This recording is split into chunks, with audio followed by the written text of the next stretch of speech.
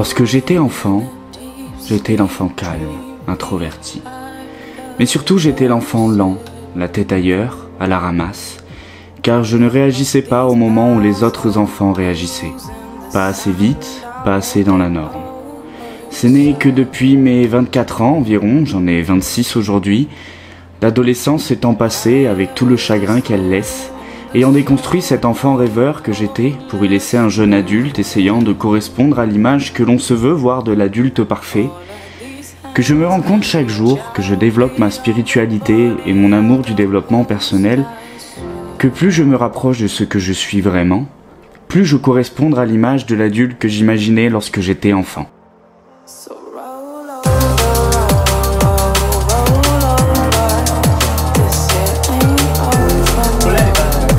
Enfant, j'avais compris sans même le savoir l'utilité d'observer, de prendre son temps, de ne pas vouloir correspondre au groupe à tout prix, de visualiser encore et encore.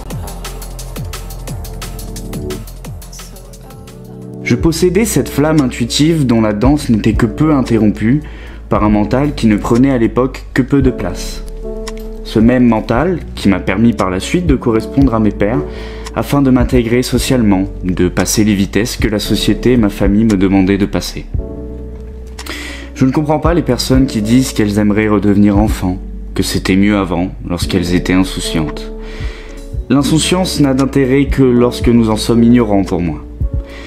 Être enfant, c'est avoir de grands rêves et aucun moyen de les réaliser. C'est un combat pendant lequel nos parents, notre famille, nos professeurs, les adultes, vont nous dire que ce n'est pas possible, dangereux, inatteignable, fou.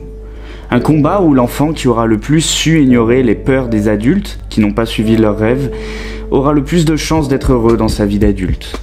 L'enfant qui aura su éviter le plus de croyances limitantes protège ainsi de ses petites mains magiques la flamme qui fera de lui plus tard un homme ou une femme audacieuse. Tu verras quand tu seras plus grand, tu penseras différemment. Reviens à la réalité.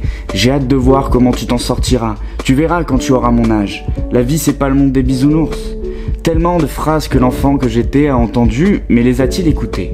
Les a-t-il acceptées? Eh bien, je suis heureux de me rendre compte aujourd'hui que, bien que j'ai abandonné cet enfant pendant mon adolescence et le début de ma vie de jeune adulte, cela fait plusieurs années qu'il est là, au plus profond de moi, qui n'a rien écouté de tout ça, qui n'a pas perdu confiance en ses pouvoirs, et que l'adulte que j'ai appris à développer est là pour l'épauler et lui permettre de réaliser ses rêves aujourd'hui. Et maintenant, j'aimerais soulever une question.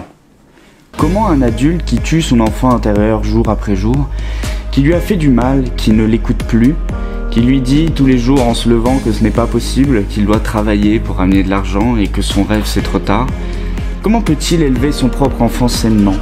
Peut-il lui enseigner des valeurs de détermination, de confiance en soi, de gratitude et d'amour, que tout est possible et que rien n'est impossible lorsque lui-même n'y croit plus?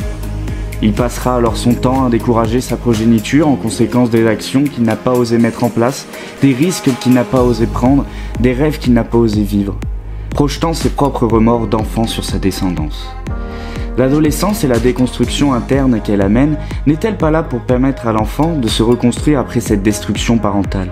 Et si l'adolescence de son enfant est compliquée, ne faut-il pas se poser des questions sur ses propres actions en tant que parent? Alors posez-vous la question, ai-je tué mon enfant intérieur et tuerai-je les rêves de mes enfants à cause de cela? Alors, enfant lent, à la ramasse, dans ses pensées peut-être, mais si l'on décide de ne pas accepter les étiquettes que l'on nous met et de les écrire soi-même, appliqué, observateur, perspicace et tout ce que l'on veut devenir, car n'est impossible que ce que l'on accepte d'être impossible, on peut devenir qui on veut et surtout dire à son enfant interne qu'il a raison de croire en ses rêves.